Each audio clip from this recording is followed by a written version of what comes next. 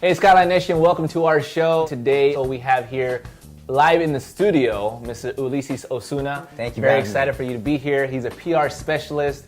He's the man behind the curtain when it comes to social media.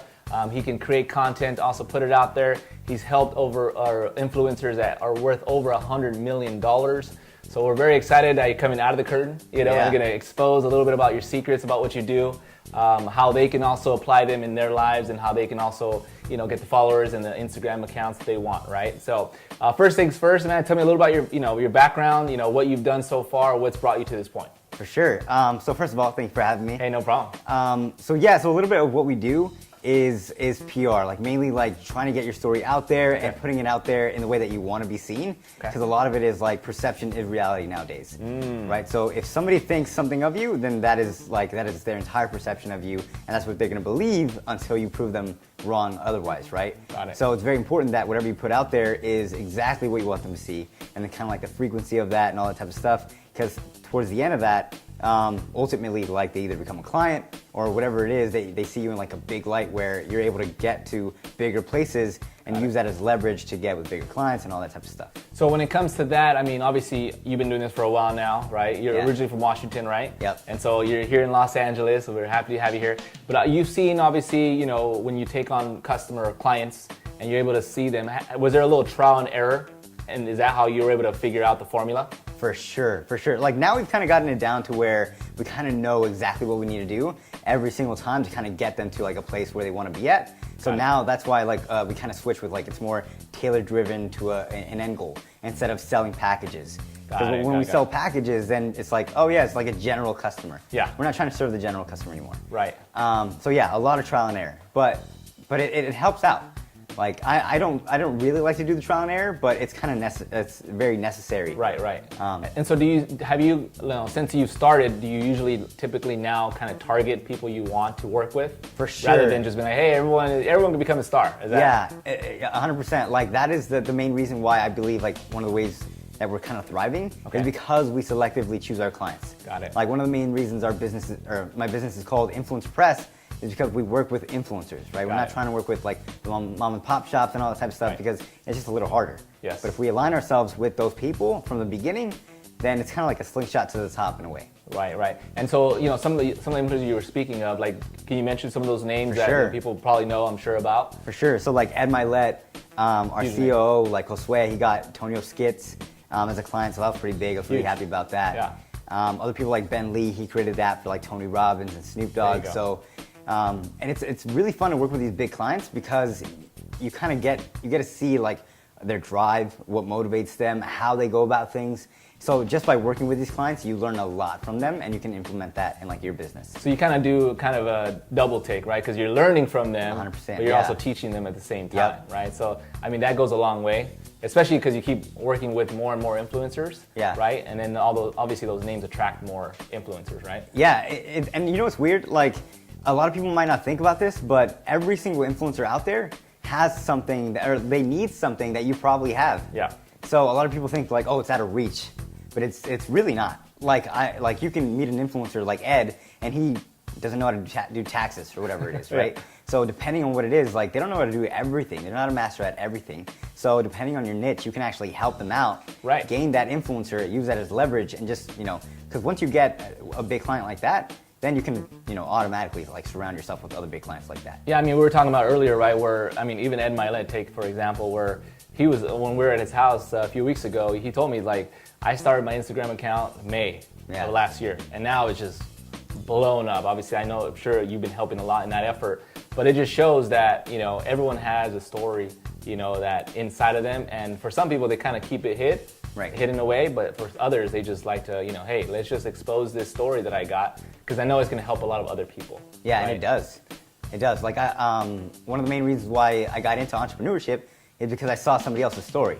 There you go. Right? They went from rags to riches, and even though sometimes the way they portray that is kind of shady at times, it helped me, right? Right, It right. helped me get into entrepreneurship. That's why I'm here now. Right. So yeah, like exposing your story is very, very helpful. Yeah, and obviously you touched on entrepreneurship and what it's done for you, right? And Yeah. how long have you been in the entrepreneurship space? So with this business, 2 years, but overall like 3 to 4 years. 3 or 4 years. Okay, Yeah. cool. So I've been an entrepreneur now for about 13 years, and I gotta tell you, it is like the most rewarding, right, as you've 100, experienced. yeah. And even at the tail end, even after you go those 10 years, after you hit that 10-year mark, you kind of look back and you can never even fathom going back to like a 9 to 5. I'm sure you're probably at that no, point even now, now. would never do that. Yeah, and it's almost like you cringe a little bit, like, oh man, I can't believe you did that. Yeah. And then people the other way, vice versa, they look at it the same way, right? Where they're like, oh, well, I can't believe you're an entrepreneur. That's kind of scary. And so, talk a little bit about obviously being an entrepreneur now versus, what kind of job did you have before, and how you kind of came to that decision. Yeah, so I was working at a factory before. Okay. And the reason I was working at a factory is because my dad loved the idea that I should work out in the fields or work at a regular job to know how it feels like, to empathize with those people so that way I can do something better for myself. Got it. Now, my thing was like, you don't need to do that. Like, I can still empathize with people without having to do the work. Like, I know that's not what I want to do for the rest of my life. So I was always, my mindset was always on like, okay, take the shortcuts. But a lot of people say don't take the shortcuts in life. Right. So, like for me, that's just, why not? Like, Right. why not take the shortcut? So like that's why PR is kind of in a way I always say like a slingshot to the top, because you don't need to do a lot of the stuff that you think you need to do to get to that place, to get to that position. Right. And we're seeing it now, like overnight success, where like Huge. the selfie kid, take a picture with like Justin Timberlake, and overnight gets like thousands and Yeah. thousands of followers. It's true. And it's interesting that you say that, because when people say shortcut, typically they think like you're doing something bad. Yeah, it's not. Right? It's like a negative form of doing something. And in reality, there's a lot of shortcuts to success, right? If you get a mentor, that's a form of a shortcut, right? Yep. Because you learn all the things that you don't have to go 10, 15 years through, because somebody actually experienced it, tells you, hey, don't do that, right? Yep. Do it this way because I experienced it. I can just give you my knowledge rather than you having to go through the whole experience, right? Yeah. And so you learn from people, your mentors, and so just describe some of your mentors that are helping you like currently at this time. Yeah, love mentors. Mentors were the main reason why I was able to grow my business, because Right. for a long time I was just stagnant. So my first ever mentor was Sterling Griffin. Okay. So he kind of helped me with the mentality of like a team, right? Because I used to be a diehard solopreneur, Okay. where I would take Yeah. everything on just head on. Yes. I wanted to beat everybody else, their entire team. I could do it. That's just the wrong mentality. is. Like, It is. You will get burnt out. Yeah. You We won't be able believe to do here at much. Skyline, we believe in teams, so it's a big deal for us. Oh, I on team. love my Yeah. team now.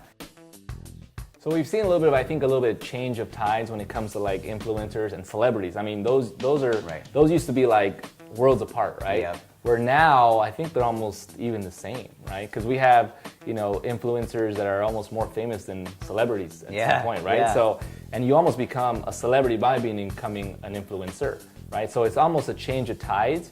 But what I've seen is that the influencers are so more accessible than the celebrities, right? For sure. And my personal experience, with my first influence was Grant Cardone, and I just sent him a message and he responded, and then I was in Miami. I did a little one-on-one. I paid some money to go out there, and then create a relationship. We became a partner of his. So things happen really fast. Yeah. But you first had to take that step. And now I think there's a lot more opportunity with influencers. Would you agree with that? Yeah, I agree. They are more accessible than ever. And people are noticing that. Like a lot of people still feel like they're out of reach, but they're really not. Yeah. Right? Like you said, you messaged Grant Cardone, you went out there, all that stuff happened. But if you would have thought like, oh, he's inaccessible, you would Right. have never have messaged him. And celebrities, how easy is it to get a celebrity to respond to you? That's Right. kinda Yeah. hard. For that, I have no idea. Like I'm pretty sure it is really Right. difficult. But an influencer, because they like helping people. I'm not saying that celebrities don't like to help people. I'm not saying that. But influencers, like that's almost their mission, right? Is to help people. Yeah. And so because of that, it gives them the ability to be able to be like, hey, let me help you, because by helping you, I also help myself. So it's a win-win type of situation, right? Yes. And so all those influencers that we work with, we're also in that influencer space. We have our boss, Edwin Aroyave, who is our influencer for our company, and he's meeting people like Ed Milet and Brad Lee and Cardone, and more will come out soon enough. But what's just kind of the takeaway as far as when it comes to content. I know you want to speak a little bit about that. Like, Yeah. what's important for people to understand about the content that they're putting out? Yeah, so this is super, super important. And I just learned about this. I learned about it about a year ago. Okay. But we didn't really take it into effect until like not so long ago, like a few months ago. So essentially it's this, like every single piece of content that you're putting out, people are seeing, they're watching, right? But if you do it correctly, if you do like strategic media placement, if you got on the right podcast and you show it to the people, your ideal client and all that type of stuff, then if you put it out in like, depends on what frequency, like you really get to see them kind of become like a follower of yours, or them wanting to work with you, or them collaborate with you. Yeah. Because if I post, which I'm gonna post this interview, more people are gonna see that I'm getting out there, that they're knowing my name, and because of that, because of this interview, we're both leveraging like the rub-off effect from each other, and I'm gonna get more business out of it. Right. My credibility is gonna go up, and then I use this piece of content, right, the Skyline interview, and I'm gonna leverage it to get on bigger ones, to get on Cardone's, to get on Ed's, to get on Lewis Howes, every single, like all of that kind of like that momentum. And in a way, you kind of manufacture that influence. Right. Just from one piece, you can leverage that and like snowball effect that. I've heard a lot of times before already with influencers, they do a cross leverage, right? Where their audience doesn't know this audience, they get together, they get more of an audience, right? And so that'll snowball, right? Because then that becomes more and more people getting exposed to. Because there's a lot of people on this earth, right? And not everyone knows us or knows about even Ed Milet. Like, people, Grant Cardone has like 700,000, followers. I think Ed Milet has 500,000. Yeah. Barely even tipping that little bit of ice. It's like barely even in there. Right. When I hopped on the phone call with Ed, I had no idea who he was. Like, he was telling me like all the stuff that he knows Tony Robbins, and I was like, in a way I was a little skeptical because our sales guy was the one that talked to him, and he had told me, he was like, hey, I think Ed's pretty big. And I was like, huge. Yeah, and I was like, but massively too. No, I know. I meant like, big as an influencer. Oh, he is. And in my head, I was like, yeah, but everybody says they're big, right? Because everybody kind of does in a way. So I was like, I didn't think too much of it. So when I hopped on the phone call with him, I really realized like, oh wow, like this dude is really big, you know. And I don't know where I was going with that. Well, one of the things I heard of is because when I talked to Ed, he told me he was very private before. Like he was mentoring a lot of people, but it was very private. And then finally he came to that realization, like, you know what? I need to help a lot of people rather than just helping these selective few. I need to help a lot of people. And he does. He does. He's very polarizing. Yeah. And he's probably my favorite entrepreneur. He is. No, he is definitely, like, when I met him, he's a very genuine guy too, down to earth, And what you see is what you get. Kind of like with Grant, what you see is what you get, right? Yeah. That rawness, and that's definitely what we love to see. So appreciate you coming on the show, man. We love to have you. And for everyone that wants more information, we'll put his link at the link below. And let us know if you have any questions. Until next time, thanks for joining us.